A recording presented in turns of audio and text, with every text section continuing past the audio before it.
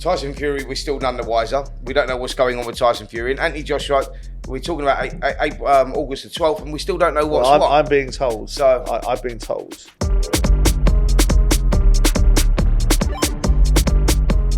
Welcome to Talk Boxing with Simon Jordan and Spencer Oliver. We've reached the dizzy heights of episode 31, and we have the added pleasure of Pat being back in the room. So I won't be asking you to like and subscribe and watch videos because that's his particular shtick. But what I will be doing is getting on with the show. Spence, you okay? Simon, very well yourself? Yeah, not bad. Interesting week, more so out of the ring, with lots of talk and lots of people sort of poking their head above the parapet. Obviously, we've got some stuff going on with Conor Benn, but also we've got some stuff going on with Anthony Joshua and the fight that we were led to believe was going to happen, then it wasn't going to happen, with Dillian Whyte. Mm-hmm. What do you make of this? You saw Dillian come on a show that I do with Jim, shouting the odds about the way that the contract was put to him. No one was responding to him. Yep. A similar tale of what George Warren and Frank Warren were saying about Matchroom's behaviour towards the Fury-Joshua fight went to ground.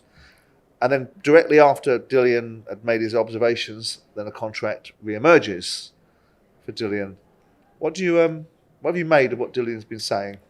Look, so Dillian's saying it's a complicated contract and he wanted something that was quite simple. Winner takes all. He gets the opportunity to fight out in Saudi. Well, I don't think actually that would be the situation anyway. After speaking to Amir Abdullah about that situation, and I asked him, the skills challenge guy, I asked him, the situation if one of these guys gets beat, because they all want these warm-up fights before they go into this competition.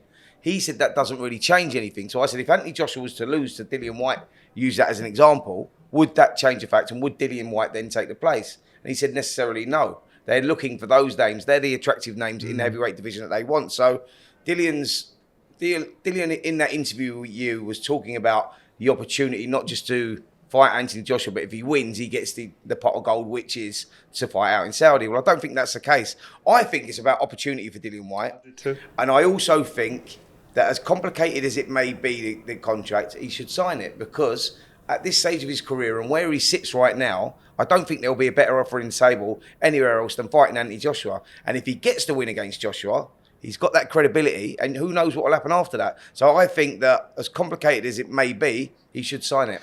Yeah, I'm kind of inclined to agree. I think the challenge for Dillian is that they perceive the fight to be at a certain level. They think it's a 25, 30 million pound fight. I don't think it is. Mm-hmm. They were uncomfortable with the fact that it was going to be in August, because you're not going to get the pay-per-view buys, because this is a pay-per-view event. Even though I thought once upon a time we were told when Anthony Joshua was on DAZN, it wasn't going to be pay-per-view. Sure. But this is a pay-per-view event. And I think Dillian was looking in the rounds at a certain level of return. And I think it's quite difficult. I mean, I can imagine as a fighter, you can speak to this more than I can, but I can certainly speak to it as a person when I'm trying to do a deal with somebody. If somebody goes, this is what you got, that's the end of the discussion. Yeah. You've got no value in this besides the fact that you're going to be in the ring and we're giving you the opportunity. There's a little bit of principle that comes into pass, where Dillian's got to value himself. Yeah. His management team have got to justify their existence, and they want a two-way dialogue. And I got the impression, speaking to a couple of people around Dillian before he came on the show last week, that they were offered something, they wanted to discuss it, and a discussion wasn't forthcoming. And so what Dillian did last week was brought it into the sort of psyche and front and centre of people, saying, I'll fight this fella, I'll accept my place on the food chain, because I said to him, you've got to accept Dillian, you're on the food chain where you sit, mate, whether you like it or you don't. And he came up with the bit about, all or nothing. Now, no one's going to take that particular situation, but it was a call to action. And a part of me agrees with Dillian. You've got to value yourself. You've got to protect your own interests. The other part of me feels that he's got to accept where he is, because I don't think he can get the money that he would like to get, and in this instance that he will get for fighting Anthony Joshua anywhere else. And it's a case of get on with it, isn't it? Simon, he's got to be realistic. He's in the twilight of his career now. The opportunities, he's coming off that, he's coming off a victory, a split decision victory over Jermaine Franklin, where he didn't look particularly good. He looked far from his best. Neither did his opponent, and then obviously that with the loss. No, absolutely. But he's got to be realistic about where he sits right now and what the opportunity. And this is all about opportunity and reviving his career. And there is, there's good money in it still. I'm sure there's good money in it still. And he's got to look at it and be realistic. That's the way that I'm seeing it. I go, as complicated as it may be, me personally, as an ex-fighter and speaking, if I was advising him, I'd say, listen, take the opportunity, back yourself, go for it, and then see what comes after that, because doors will open if he wins that fight. And that's the way he's got to look at it, because, Simon, where does he sit if he doesn't take that fight? Who's around? Like, who's he going to fight? What sort of money is he going to get? He's going to have to fight people that he particularly doesn't want to fight. People like Martin Bacoli, people that he sits there calling names to. Yeah. But I think the interesting thing for Dillian is that he wanted to make sure that people were clear in the knowledge, because there's a lot of things that are said by people in positions of so-called influence that don't reflect the truth. He was alleged to have been asking for 10 million for this fight. Yeah. And he wanted it to be clear and wanted to refute that completely. I don't expect to get 10 million for this fight. Yeah. I don't expect to get 8 million for this fight. I think where he's getting in this fight is about 3 million quid. Yeah. Some would say that's a lot of money, but after you've taken tax out and after you've paid your corner and paid everyone else around you and your manager, you're probably left with less than $1 million.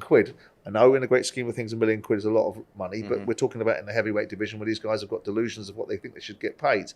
And he wanted to clear that up, and he wanted to make sure that people understood where he was, and he wanted to look at the fact that the fight was being staged in August and suggested that it should have been staged at a different time. And I said to him, well, if you want it in a football stadium, Dillian, you're not going to get it in September because all the football teams are going to be back. This fight is not going to sell Wembley Stadium out, so you're going to be in the O2. And where does he get 3 million quid right now, plus the opportunity? And this is the big thing, it's the opportunity to put his name back up there in the lights. Where does he get that? Because Dillian will be one of those guys that if someone's high up in the rankings, they may look at him and think, well, that's too dangerous, too much of a risk. I'll take my own journey. So it is about opportunity. And I think it's a great one for Dillian. I think it's one of those you go, you've got to take that, mate. 3 million quid for where you sit in the food chain right now is good money in my eyes. What do you think about the rematch clause? Because my initial reaction to the rematch clause was to kind of spit it out and go, well, hang on. This is not for a world title. The reasons why you want a rematch clause in there is because you want an insurance policy. You're fighting somebody where you're taking 85%, 90% of the money. You want a tune-up. You want a credible tune-up, but you want to make sure, this is Anthony Joshua, that all ends are in your corner, and you want to And once upon a time, I just remember in the heavyweight division with Mike Tyson or Muhammad Ali or Ken Norton or George Foreman or Joe Frazier, they got in there, and they had fights, and if they lost, they got on with it, and they fought the next guy. But in this instance, Anthony's team and Eddie Hearn are putting in a rematch clause. Yeah. What was your reaction to it? So my reaction to that straight away was, why would you put in a rematch clause? There's no titles on the line. I understand where Anthony Joshua sits. I understand from the business side of things that, there's a lot of value in him, from the commercial side of things, hence why they want this rematch clause in. But for me, I would say, no, come on, look, drop the rematch clause. That's one of the things that is causing a big problem about this fight getting over the line, I think, because of this rematch clause. And Dillian saying, well, where do I go after that? I've got to go back into the rematch if I win this contest, as opposed to wanting to take a journey somewhere else looking for a world title shot. So I understand it from both sides, because from Eddie Hearn and the team, I understand that there's a big value of Anthony Joshua, a big investment in him, and they've got their own plans. So that rematch clause is like security, really. But I don't like it, Simon. I don't like the rematch clause. I think that that's messing up the game right now. I was in the same place. And in the same feeling about equitability. And if Dillian Whyte gets in that ring, takes the runt end of the litter, gets 15% out of the fight, wins the fight, his reward is that he doesn't get to progress. Yeah. He has to fight the same fella that he's just beat. On the other side of the argument, from Anthony Joshua's camp, I've been told that this is something they put in every contract. Because my first reaction was, well, yeah, of course, a world title holder is going to have a rematch clause because it's his belt. He's going in the ring, giving the challenger an opportunity. He's going to stick a rematch clause in there. But when we're talking about two currently vanquished fighters that are fighting their way back to the big opportunities, and Anthony Joshua is a unique phenomenon because he brings eyes to the prize and the money to the table for lots of different people. But I was led to the belief that throughout his entire career, every stage of his career, they've stuck a rematch clause in there. Well, there you go then. And that goes to your point about the commercial investment. And this is what people have got to get their heads around. The idea that this is purely about two fighters. I believe the two fighters will get in the ring under most conditions. Yeah. I think the people around them, that surround them, that exist as a result of them, that profit from them, I suppose are doing to some extent their job by making sure that every aspect of the Anthony Joshua train doesn't get derailed, because if for example, a bad night and Anthony Joshua gets caught by a lucky shot and that's the end of him for the night, they want that opportunity to revisit it. What I don't like is to hear that if someone actually won it and wins the fight, their only opportunity is to give someone else an opportunity. But then again, you can make the argument that Dillian will get 2 paydays. Yeah, absolutely. So that is the argument. I know Anthony Joshua personally would go in with Deontay Wilder tomorrow. Would go with Tyson Fury tomorrow. He'd fight Dillian Whyte tomorrow. Like you say, it's the business side of things, the people that surround him that make it complicated. The fighters themselves would do it in a heartbeat. I think because the principle of it is the thing that I push back against for Dillian. I feel that there's an inequitability about it and an unfairness because his reward. But the bottom line is we've seen Dillian at world level. We saw what happened to him with Tyson Fury. I think the same would happen to him with all of them. Yeah. I think the fascinating fight is because of the vitriol. I think Dillian Whyte genuinely wants to go into a ring and destroy Anthony Joshua. Well, it goes back to 2015, doesn't it? It goes back to the amateurs. Yeah. It was Anthony Joshua's second amateur fight, I believe, when he boxed Dillian Whyte. I think it was his first or second fight. It was early days, so goes back to then. Joshua got revenge in 2015. Dillian wants to do the same. So it's a long. Because what Anthony Joshua wants to do is, all with due respect to him and understanding the principles of the commerciality of it, he kind of wants to have his cake and eat it. He wants to have a fight with a credible name, but he doesn't want to jeopardize Saudi, so he wants to put himself in a position where he either makes the fight more difficult for someone to take, or if they do take the fight, he's got a safety net in there. And it makes me feel, and there are going to be certain people around Anthony Joshua's camp that bristle when I say this, that, you can't have it all ways. You can't have the principle. You're building you've got an image in the public domain that you will fight anyone, anywhere, at any time, right? But only if your arse is covered. But if your arse is covered on the way in financially, and if your backside is covered on... But these people work for him. No, but what I'm saying is himself, Joshua wants to box in August. He wants to be out in August. August the 12th is that date, but he wants to be in the ring for that. If he misses that... But he wants to pick a credible fight, right? Because he knows he knows the audience can't stomach it, right? They can't stomach another Jermaine Franklin performance, and they can't stomach another fight that potentially on paper Anthony Joshua should have no jeopardy in, right? So that's the image that he's presenting. The flip side of the argument is that he takes all the money out of the room, and you say, well, that's the commercial reality of Anthony Joshua. You want to do business with Anthony Joshua? That's what it costs. That's what it happens. And if you get some carry for that because you get a big blood of dough out of it. But on top of that, he wants a rematch clause in there as well.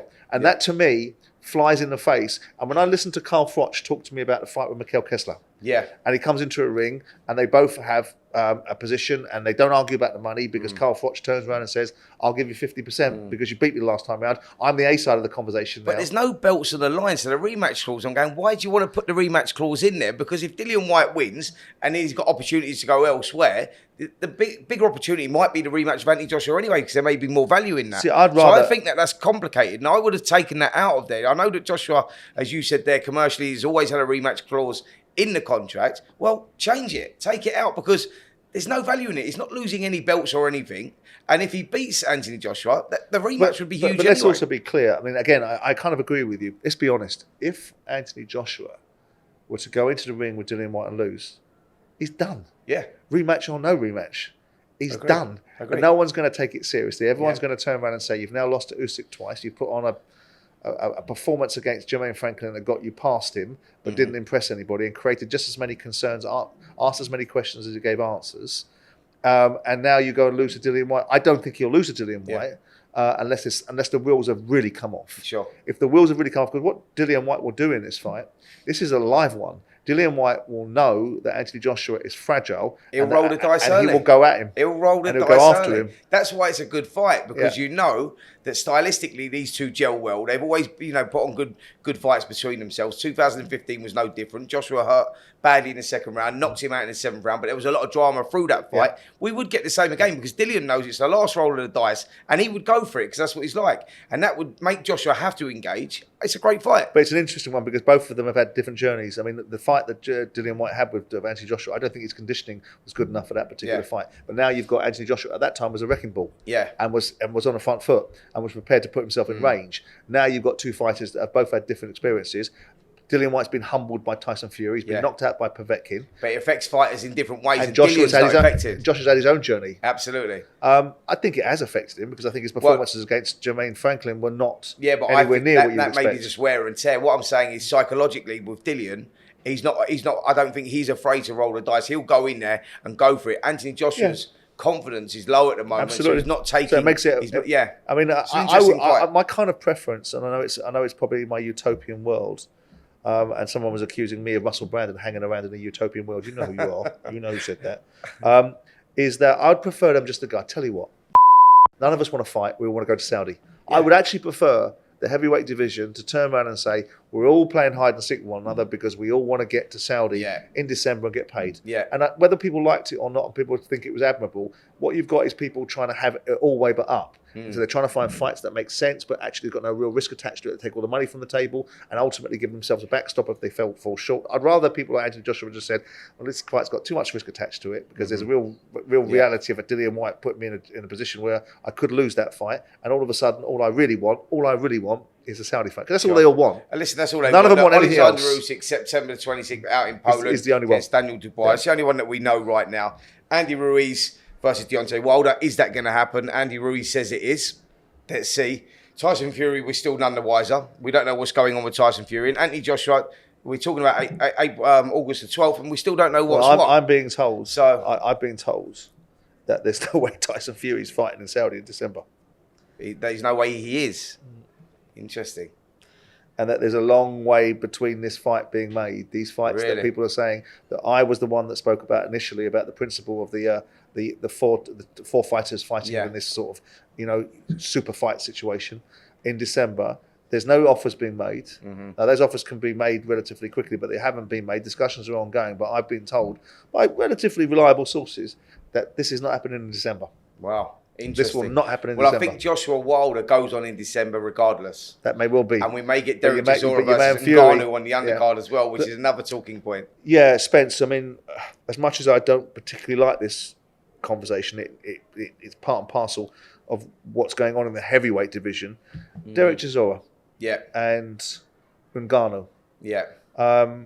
What's your takeaway? I mean, that's a fight that looks like it's going to be made. I think it's going to be made, Simon. And do you know what? Like, with you just telling me what you told me about Tyson Fury and the possibilities of that not happening in Saudi, and I believe we get Joshua Wilder. I think that's pretty much a done deal. I think all parties have sort of agreed. I don't think the fight's signed, but they've sort of agreed to that. You're going to get Ngannou and Derek Chisora. We know how closely he's working with the Saudis at the moment, and he's out there. Yeah. And do you know what? Busy little sod, Derek, isn't he? You've got to give him credit, you know what I mean? You've got to give him credit. He's a grafter, and he goes out there and he wants to fight anyone. And he beats Ngannou, by the way. He beats Ngannou, and I know a lot of people might think I'm mad saying that, but it's a different sport. Boxing's totally different. Just striking. Ngannou will be very raw, and Derek Chisora is very, he's an old fox. He knows his way around the ring. He's still tough. He's still got a bit in the tank. It's a good fight. It's a good novelty fight on the undercard, to be fair. I mean, it would definitely attract eyeballs. You can't say that people wouldn't want to see the fight. Apart from yourself. Well, listen. I'm despite some of the nonsense that Derek comes out with, I'm genuinely fond of him. Yeah. And I do want him to have the opportunities in life. But I think he's reached the point now where he's made a decent amount of money out of the ring. I agree. And I think he's starting to put himself in the way of potential challenges in his life. Now, you think he'll go through this guy? I think there's always jeopardy in this situation. Derek is getting older, and despite the fact he can take a beating, he can take a whooping. We know he can. We know he can take, his fair share of punishment. But I just think there's a point now where Derek needs to think very carefully. Simon, I'm with you on that. I'm totally with you on that, by the way. I would have wanted to see Derek retire from boxing probably 2 or 3 years ago. I've said that. I've had conversations with him. But he's a big boy. And he's a big boy. You know what it is with Derek Chisora? He'll say to you, did you enjoy my last fight? I say, yeah, it was a great fight. I remember when he boxed Joseph Parker. I had that conversation with him after. I texted him, said, Derek, that was fantastic, mate. Heroic effort again. Is that it now? You're going to hang up your gloves? You've had a long, hard career. He said, did you enjoy the fight? I said, yeah, I loved the fight. He went, well, there you go. I've still got a bit of fight in me. And it's the man's choice. It's his health. He entertains. He puts bums on seats. He's good value in the build-ups. And I'm with you on it. There's a point where you go, health is wealth, and you're putting your health at risk now because you've been around a long time. But why these big fights are coming in, Derek, he's got a passion for the sport. And I think that's the difficulty for Derek is letting go. I think that's what the difficulty, finding direction after life, because when a boxer finishes boxing, he loses his identity. When he loses his identity, he feels like... No, absolutely. Do you understand? And I mean, the important thing for him is to let go of something whilst he's got the choice. And what he doesn't want to let go of is his faculties. Yeah. Because he's been in the ring for too much. But listen, with you. Like we say, this might be just a novelty fight that gets him a bit of attention and gets him a bit of money, and find some way to put a hybrid between one sport that's coming up and another sport that's established but has its own challenges. Crossover, yeah. I mean, who do you think wins? In a boxing ring, I would think the boxer. I would pick the boxer. There you go. If Derek's conditioned to the level that he should be conditioned, I would pick the boxer to win that fight. There you go. But that doesn't mean there's not jeopardy in it. It doesn't mean that Derek won't get a few challenges during the course of it. But I would pick the boxer. Sure. I mean, going to the observation that I've made about the challenges that I think are likely to come in making these fights in December, and maybe Deontay Wilder and Anthony Joshua is the exception, but neither one of them got a belt. The guys that have got the belts are the ones that we are predominantly wanting to see enter the ring. If Usyk is with skills challenge, which he is, do you think he'll be out in December? Who, Usyk? Yeah, definitely. But if he can't make the fight against Tyson Fury, where does he go next? Well, that's the interesting one, isn't it? Like, where does he go? I think he still boxes out in Saudi. It's then becomes a case of who does he fight? Who's his next fight? Who's the next fight? Who's next in line? It would another mandatory, perhaps. Well, maybe a mandatory, maybe one. It would have to be, because I think that they definitely have Alexander Usyk boxing out there in December. I think that Joshua Wilder will happen. So it's all about Tyson Fury. His demands, whether we get him or not. Come on, Tyson, we want to see that. We'd love to see the four-man thing going on out there, and we'll find out who's the number one of this heavyweight division in this modern era. But it's frustrating. Could you see Usyk in with either Zhang or Joyce? When is that fight? When are they? So when are they? Press conference is tomorrow, right? And I'm hearing September the 23rd. Okay. I'm also hearing day before London. my birthday. Yep. Your birthday's when? September 24th. 62, 3. I'm not talking about your IQ. I'm talking about the date I was born. Is that right? You saucy little scrote. Right? Yeah, September the 23rd is the date I'm hearing. So, yeah. Do you think, I mean, again, going off onto that tangent, but I think it's a huge mistake for Joe to take that fight. Oh, listen, we said that as well. Look, my heart is with Joe Joyce. Of course it is. You know what? I love the guy. I love the purity all about Joe Joyce. The fact that he puts it all on the line. Old school sort of throwback sort of fighter where he goes, he didn't have to take that fight with Zhang. We all knew it was going to be a big problem. We all know stylistically that was going to cause him problems. Southpaw, big 20-stone man. But he went in there and put it all on the line, and I love that. I respect that. And the fact that he's gone straight back in there again. You have to respect him for taking up that challenge again. Do I like it? No. Would I advise him to take another route? Yes, because I think stylistically, Zhang's always going to cause him problems. Because Joe's one of those fighters that, that is what his name says, he's the juggernaut. He likes to steam through people. Well, this guy's bigger, and he's stronger, and he's quicker, and he's awkward. So takes a lot of Joe Joyce's but as we say, qualities away. Last time round when Joe went in with him, Joe was a lot lighter than we anticipated. Too light, and that may be a big factor. There's a debate going on about why fights are being made in America and why fights aren't being made in the UK. We're seeing fights being made or fights having been made. Yeah. We've seen Haney versus Lomachenko. We're seeing Spence versus Crawford. We've seen Tank Davis versus Garcia. We've seen Taylor versus Lopez, and as I said at the top of it, we are potentially seeing Wilder versus Ruiz. But when you look down the list of what we've seen in the UK, we've seen Eubank Jr. versus Liam Smith.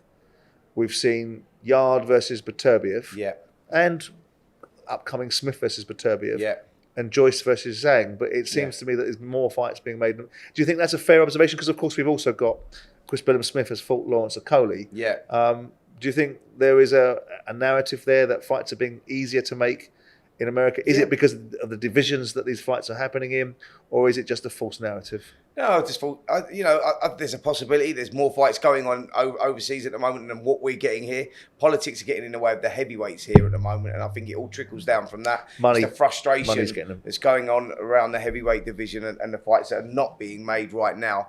And yet they're getting some good fights over in the States. They're putting on some good events. Fighters are wanting to fight fighters because there's money on the table, and I think that may be that's a lot to do with it as well. But yeah, no, I don't read too much into it, if I'm honest, Simon. I just think that it's just timings, really. Yeah. Can you make any sense, before I move on from the heavyweights and the activity, inactivity, or the pontification on our part of how things are going to play out, can you make any sense of why the WBC are being so lax or accommodating and flexible with Tyson Fury? I had a mad... Because you're the one, you had that interview, didn't you, with Mauricio Sulaiman? I had a mad conversation with Mauricio Sulaiman when I said to him, what is the situation with the mandatory? Why is the WBC, why haven't they got a mandatory position right now for Tyson Fury? Or why aren't they enforcing it? And why aren't they enforcing it? And he said, crazily, he said to me, which is just bizarre, really. Well, Tyson Fury's, he's got the right to, go on and try and win all the belts. So we don't want to put the mandatory in there because he's the #1 heavyweight of the division at the moment, and he should have that opportunity. That's why we don't want the mandatories to get in the way. And I thought, well, that's just totally abiding the rules, like totally breaking the rules. Like, what's the point in having a mandatory if you're not going to abide by the rules? So yeah, it was a bit bizarre. Really. That doesn't help the situation, does it? No, I just thought it was very strange. And they've just come out, haven't they, saying now no mandatory because they want Tyson Fury to sort of like go on and try and compete and complete, unifying and becoming undisputed. So yeah, strange, really strange. Doesn't help anybody, does it? Does it surprise you with the WBC though? Really, I mean, some of the decisions they make are crazy. It's the underwriting aspect of what sometimes the sport should do better, which is this idea that fighters.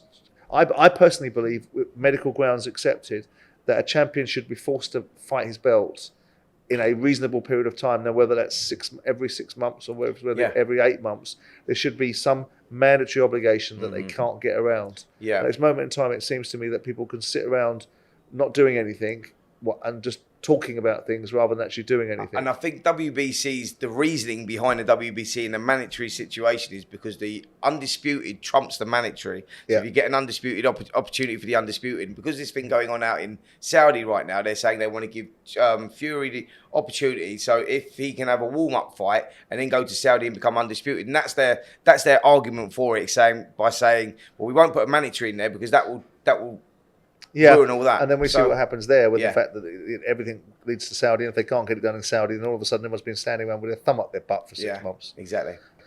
Moving on from the heavyweights, so you've seen this week the news, whether it's a surprise to certain people or it has the actual controversy that it looks like it has, which is Canelo Alvarez leaving DAZN. We've seen him now doing a 3-fight deal with Al Heyman and PBC. Well, what do you think what message does this send to Eddie Hearn? A lot was made about, or Eddie makes a lot out of the fact that Canelo Alvarez was someone that he was promoting. I think that was more to do with his relationship with DAZN. I think they brought Eddie Hearn into the equation, and that's now come to an end. But what do you think how big a blow, I suppose, is it for Eddie and for DAZN? Well, it's a huge blow for DAZN for sure. Eddie will carry on doing what he's doing. He's out there, he's building a team out in America. He's got a good stable here, but it's a huge blow for DAZN, which effectively affects Eddie Hearn because of his situation, his relationship with DAZN now after moving from Sky. So yeah, Canelo Alvarez was the huge draw for DAZN. He was the one that was bringing in the big numbers. Now going with Al Heyman, PBC. Why do you think he's done? Why do you think he's done that? Is it just simply because he can get more money out of the deal elsewhere? I'm hearing, what was it, $100 million deal for a 3-fight deal, and obviously he's going on a different platform, and he probably feels that he's not getting the eyeballs that he wants on DAZN. Moving on to these different platforms is just something that he probably feels that he wants to choose. He's in the driving seat. He can command the big numbers, the big money. So he's made that decision, and it's a huge kick in the an interesting one, because these guys in DAZN have got plenty of money and plenty of ability to be able to do certain things, but I think it's the platform. I think it's the eyes on the prize. I think ultimately these fighters, we've seen it to a lesser degree with Josh Boethian. We've seen him say, I don't want to fight on DAZN, I want to fight on such and such a platform because I see it as a more a bigger, more credible opportunity with bigger gravitas attached to it.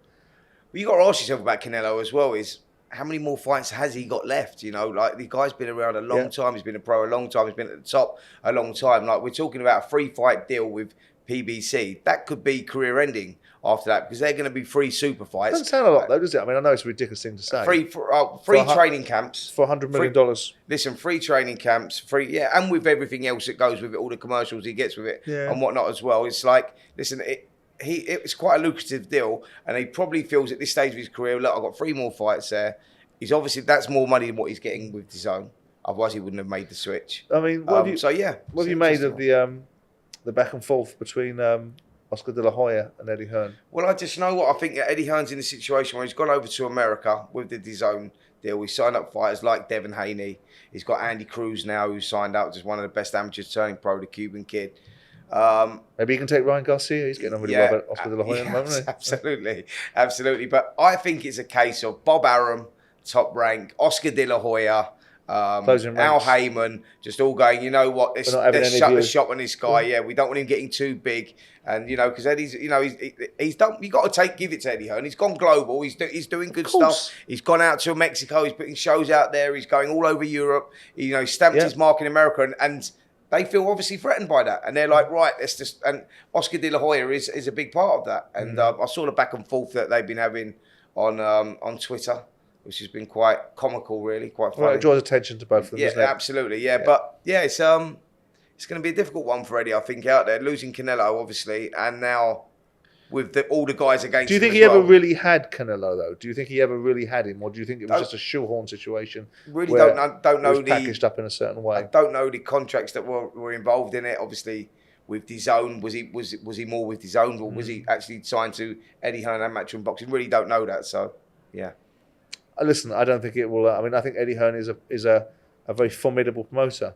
I don't agree with a lot of the things he says and a lot of things that he does, and I think the principles that he's deployed in certain areas have been fundamentally flawed, but I don't doubt that he will overcome the adversity of people ganging up against him. In fact, it'll probably galvanise him all the more. Well, if I'm honest, Eddie Hearn feeds off that anyway. You know, he doesn't have emotions. Don't get the better of Eddie Hearn. That's why he survived and built up an empire that he's built up. He's done well. Emotions and truth. Then neither one of them stand in his way.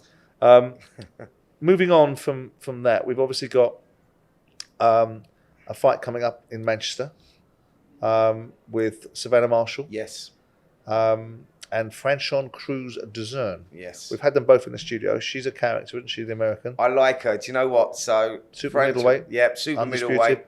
Franchon boxed Clarissa Shields 4 times as an amateur. Yep. Lost each time. Had her debut against Clarissa Shields. Credit to her for doing that. Put up a good fight, to be fair. I watched that yesterday. Had her debut. Franchon Cruz DAZN is one of those fighters that is very, very tough. She actually boxed Savannah Marshall in the amateurs as well. She lost 12-10. She lost by 2 points. Yep. Very close, tough fight, actually, in a qualifier for the Olympics, I think it was. She's tough. She's rough. She brings a fight. She brings a lot of confidence. She's got a big character about her. She's got a lot of charisma about her. Yeah, she'll be great in the build-up. Looking forward to it, actually, next week. But she's coming oozing confidence. She believes it's her time. She thinks she's going to keep her belt. Savannah Marshall obviously got other ideas. I'm looking forward to it, you know. It's a good fight. It's a fascinating fight because Cruz DAZN will take the fight to her, right? But Savannah Marshall, out of her 13 fights, 12 wins, 10 KOs, unheard of for women's boxing. Franchon Cruz DAZN has only got 2 KOs out of her 12 victories. Yeah. All right, sorry, 8 victories, I think it is. Savannah's a bigger hitter. Yeah, Savannah's the bigger hitter, but you can't read into Franchon's record as in with the knockouts that she's got on the record. She's strong, man. She can hit. She's a very strong girl. So it's going to be exciting while it lasts. I think Savannah will get over the line, but I think it's going to be an exciting fight, definitely. Natasha Jonas is a late addition to the card. She's fighting for the IBF welterweight title. Yeah, I'm looking forward to that as well. Natasha Jonas is going in against Wyatt. It's a good fight. You know, Wyatt's been one of those girls that's been around a long time, challenged for the world title 4 times. She's tough, but doesn't move her head. She comes forward in straight line. She's been stopped before. Jessica McCaskill. How comes you know more about her than Natasha? I asked Natasha the other day. She goes, I don't know a lot about her. Yeah, well, I do, mate. That's my job. So yeah, she's very tough. She got stopped in 7 rounds by Jessica McCaskill. Jessica's one of those fighters that comes forward, very strong, very heavy-handed. Well, Natasha's like that as well. She's a southpaw, very heavy-handed, especially with that left cross through the middle. And and Wyatt is the type of girl that comes forward in straight lines, and she's there to be hit. That could be a painful night, but Natasha Tionis, for me, becomes a 2-time world champion. And we've got that little fly-by-night that doesn't turn up here when he's given an opportunity to come on, which he won't be given again, by the way. You can't be talking about Ben Whittaker. I'm talking about Ben Whittaker, yeah. We seek him here, we seek him there.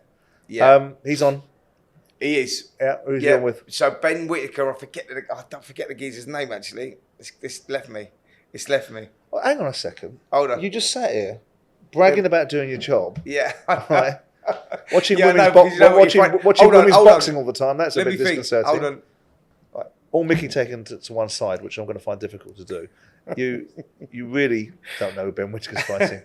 I do, but I was trying to think of the name. Vladimir Bellew or something like that. Yeah. He's a tough guy. We've seen him over here before. Good challenge for Ben. It's a good challenge at this stage for Ben in his development. He's a guy that comes forward, throws lots of punches, but takes a lot as well. And with someone like Ben Whittaker, who possibly one of the best prospects globally. Yep. I think you'd agree with that. You know, his last performance against Jordan Grant, we saw that. We went out there and showcased in the big Nazim Hamid entrance and showcased the skills that he's got, the punches that he throws from certain angles. I expect him to do a job on this guy. Well, let's hope so. We want Ben to continue to progressing, so when he really wants to come on the show, we can turn him down.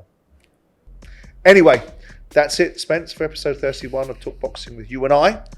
I will say, don't forget to like and subscribe and watch the videos, because I want to be the consummate professional. But we'll look forward to seeing you next week.